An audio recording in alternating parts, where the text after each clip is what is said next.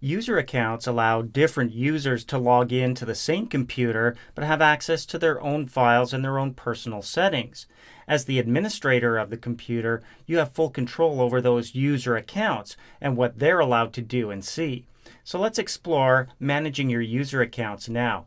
In Control Panel, you can see we've got a category called User Accounts and Family Safety, so we'll go there.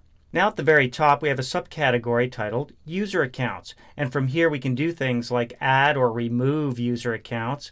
We can change some of the attributes such as pictures and passwords. But let's go right to the category User Accounts. Now here you're going to see your own username. You'll see the type of privileges you have as the administrator, for example. And password protected typically shows up indicating you're using a password to log in.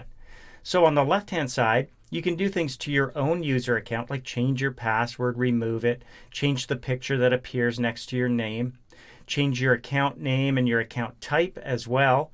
Or if you prefer, go down to manage another account. Let's go there.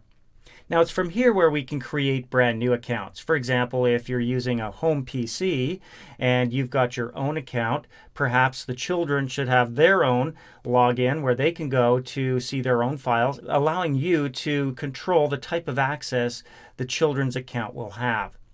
So I've already created this new account, and you can see it's called Kids. And to make any changes or adjustments to this account, we simply click the icon and we see the same list of options we saw for our own accounts.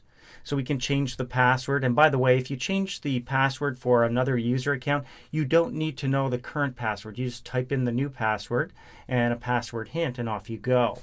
You can also remove the password so the kids don't actually have to enter a password to log in. Problem with that is, of course, that anyone can log in using that account. Let's go down to change the account type.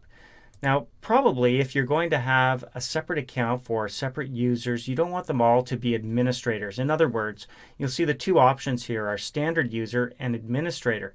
And administrators like yourself will have complete access to the computer, and you can make any changes you want. You can install programs, you can remove files that might be important to running the computer. And this is something that any administrator account will be able to do. So for the kids, we might choose a standard user.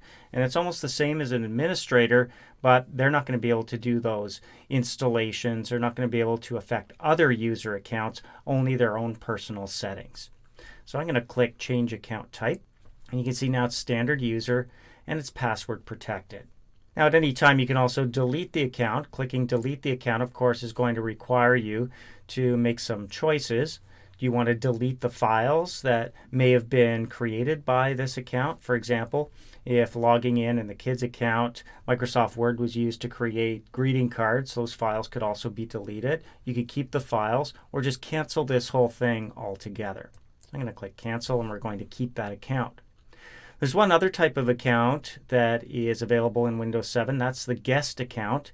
So if you have people who come up to your computer, you've got people over, for example, who might want to use the computer, you can create this guest account. It's actually created for you. You can just turn it on or off. And you can see here the guest account is off, which, by the way, is the default.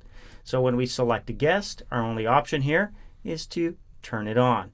Notice the information that appears up top just before we do that. If people don't have an account on this computer, they can use the guest account to get into the computer, but any password protected files and folders and any of your settings that you've set up as the administrator will not be accessible to guest users. So they could, for example, open up Internet Explorer and start browsing the web. We'll just turn that on so we have that option. Each time we log in now, we'll be able to choose from any of these accounts. When you're done, all you do is close up Control Panel and you're back to the desktop. So that's one way to keep your computer secure by modifying the access that other user accounts have to the various files, folders, and settings on the computer.